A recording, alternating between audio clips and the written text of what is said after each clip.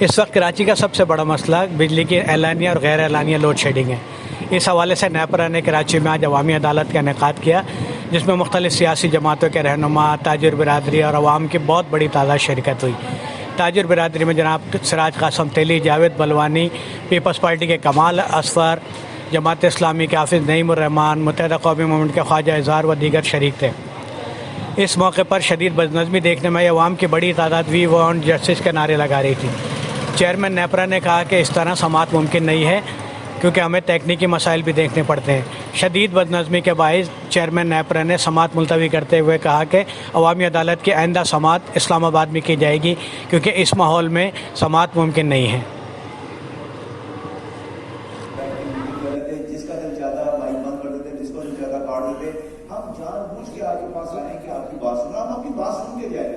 तसल्ली से सबको बात कर रहे थे।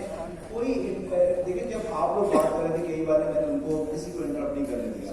अब आप लोग प्लीज उनको बात कर रहे थे और आप सब लोग सुने, सब लोग बात करें। जो केई के हक में बात करेगा वो भी हमारे लिए वेलकम है।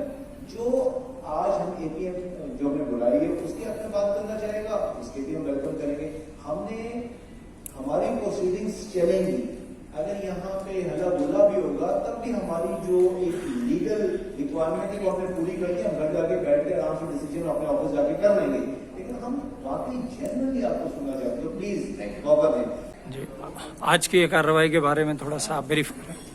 देखिए, सबसे पहली बात तो ये कि अगर पब्लिक हियरिंग थी तो पब्लिक हियरिंग हमेशा खुले में होती है। यहाँ पर 3.5 करोड़ की आबादी है, ये यहाँ पर 3.5 लोगों को बोलने की इजाज़त दी गई है। ये बहुत बड़ा जुल्म किया है। 1 घंटा जो है वो 3.5 लोग बोले हैं, उसके बाद जो वो भी चुने और फिर उसके बाद के इलेक्ट्रिक का पूरा मौका दिया। पूरी जुल्म था, पब्लिक हियरिंग नहीं थी।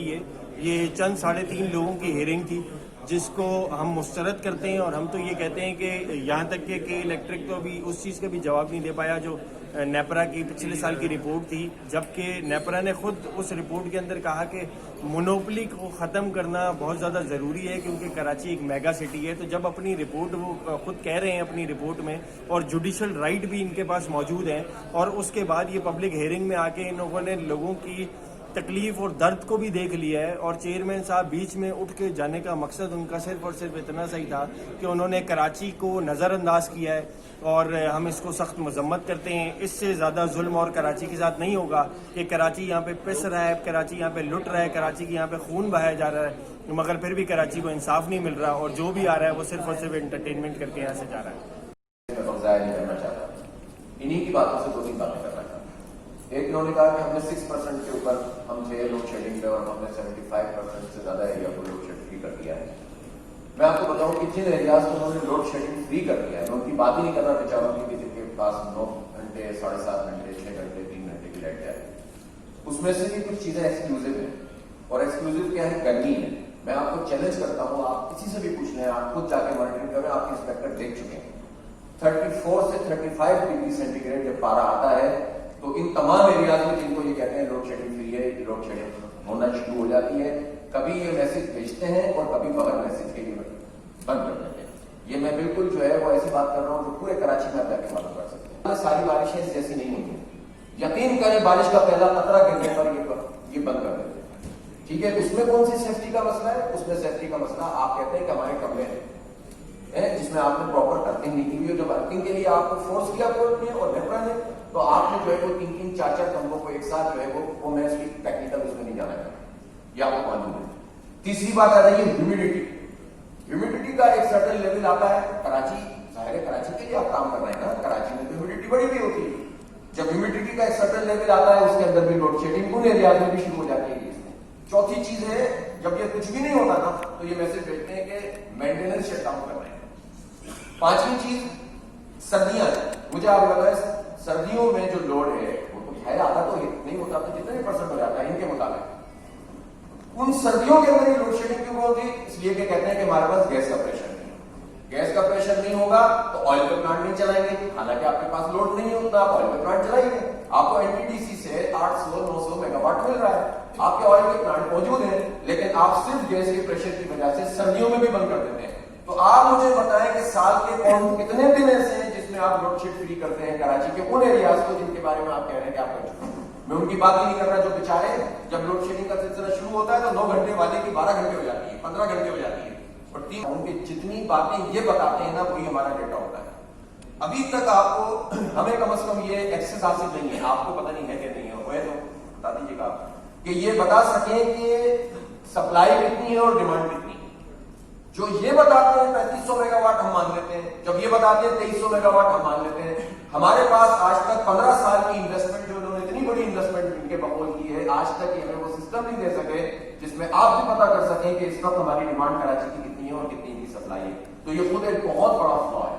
तीसरी बात मैं पूछना चाहता हूं, ये इन्वेस्टमेंट की बात करते हैं, लेकिन दूसरी डिस्कोर्स में और इनमें फर्क ये है कि ये प्रॉफिट कमाते हैं, ये कंपनी है, वो गवर्नमेंट है। हम 1.5-2 अरब रुपए की सब्सिडी गवर्नमेंट उनको दे रही थी 2005 में KESC को। जब इनके पास आ गया है, ऐसा नहीं है कि इन्होंने जो है ना वो टैरिफ इनकी मर्जी का नहीं मिला, उसी का तो डिफरेंस मिलता है। फिर इनको 3 साल या 5 साल पे ये तय हुआ था कि NTDC से आप लेंगे, उसके बाद अपनी जनरेशन करेंगे।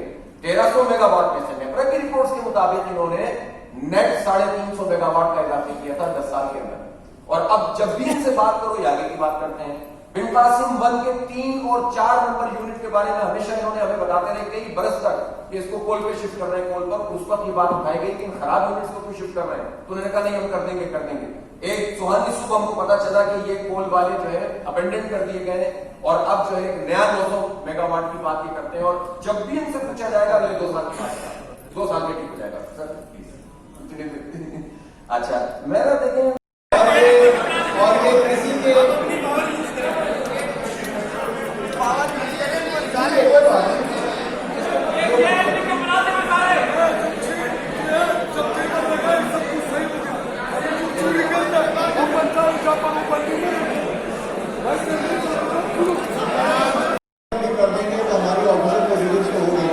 सर आपने लोगों के ग्रीवेंसेस है, मसाइल है, वो भी पूरे नहीं हुए अभी। चलो साहब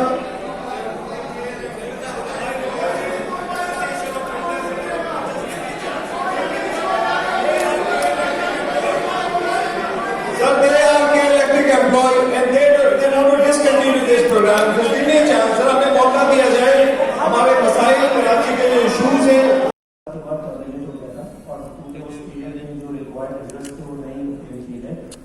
गवर्नमेंट के साथ एक नया एग्रीमेंट नेगोशिएट होना जिसके तहत जैसे आर्मर ने एक्सप्लेन किया कि $500 मिलियन फ्रेश इक्विटी इंजेक्ट हुई। इक्विटी से 2005 में भी इंजेक्ट हुई थी तकरीबन $361 मिलियन, जिसमें से कुछ पैसे आ गए आपके पास, इक्विटी आ गई। अब आपने ग्राउंड क्या स्टेप्स नहीं है, आपने प्रीपेड बिलिंग इंट्रोड्यूस कराई। सर प्रीपेड बिलिंग भी सर देखिए, प्रीपेड बिलिंग ऑटोमेटिक लगाए सर हमने देखते ही लोगों के तकरीबन ये 6200 स्क्वायर किलोमीटर का एरिया है सर। इसके अंदर हमने सेट ISU लगाया जिसकी जो कि बिलिंग का सॉफ्टवेयर था सर। आज जब 2009-10 में ये दोबारा से काम शुरू हुआ था, उसमें सर कोई मीटिंग नहीं थी in terms of high voltage जो यूनिटीज वगैरह हैं, हमारी कोई सेग्रीगेशन नहीं थी। बहुत ही डिफिकल्ट सर्कमस्टांसेस में गुजरी थी कंपनी। 2010-12 के अंदर there were serious challenges faced with जो हमारी इंटरनल रिस्ट्रक्चरिंग हो रही थी, जो काम शुरू हुआ है। स्टेप्स पे आए हैं, सर स्टेप्स पे आए अगर क्या कर रहे हो कब से आप काम करते हैं भाई, खड़े के कराची की आवाज सुनी और आप यहाँ पर हैं। और सेकंड ये है कि जो ये टेक्निकल बातें कर रहे हैं, मैं आपकी इन चीजों से हमें कोई इंटरेस्ट नहीं है। Sir please can be possible, मैं सर 2 या 3 मिनट में अपनी बात कंप्लीट करने की कोशिश करूंगी। सर देखिए, हम लोगों को KESC से कोई पर्सनल दुश्मनी नहीं है। आपने बहुत खूबसूरत बात कही कि हमें एक एजेंडा पे रहना चाहिए। As a mother, as a defence association chairperson, इस वक्त DHA की मैं रिप्रेजेंट कर रही हूँ। आपको समझ लेंगे हम कितनी तकलीफ में होंगे कि आज हम यहाँ खड़े हैं। सेकेंड, तो ये मेरी मर्जी है क्योंकि मैं पैसे पे कर रही हूँ, मैं टैक्स पे कर रही हूँ। वाई ऑलवेज हम KESC की तरफ हम क्यों जाए? हम तो सबसे पहले थक जाते हैं ये सोचने के लिए कि KESC के पीछे हाथ किसका है, क्योंकि पूरा कराची इनके सामने प्रोटेस्ट करके किया। जब बच्चे हमारे DHA के अंदर, जब हमारे पानी के साथ साथ पानी सर CBU के ऊपर कोई पानी नहीं था।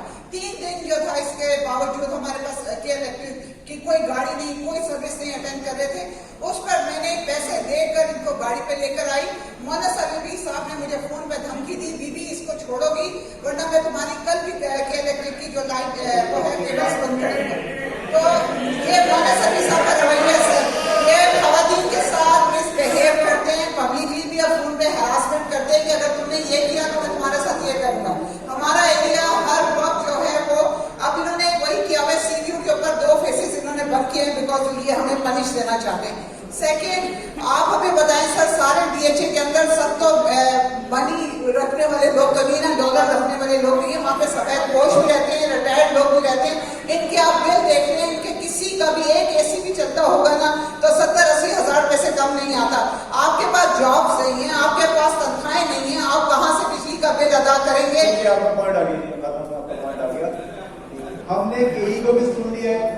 अगर यहाँ पे हल्ला गुल्ला होगा तो हम ये प्रोसीडिंग उसी वक्त खत्म कर देंगे, उसके बाद हम ये रिज्यूम नहीं करेंगे।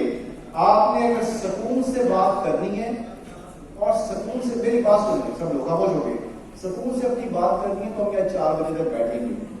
अगर आपने इसको खत्म करना है, हल्ला गुल्ला करना है, तो आप ये समझ लें कि हमारी ऑफिशियल जो कार्रवाई थी वो पूरी हो चुकी है। हम यहाँ से अब उठे तो हमने वापस नहीं आना यहाँ पे, इसलिए आप ये बिल्कुल सुकून से, कौन साहब जी, कौन चेयरमैन, बात करें जी।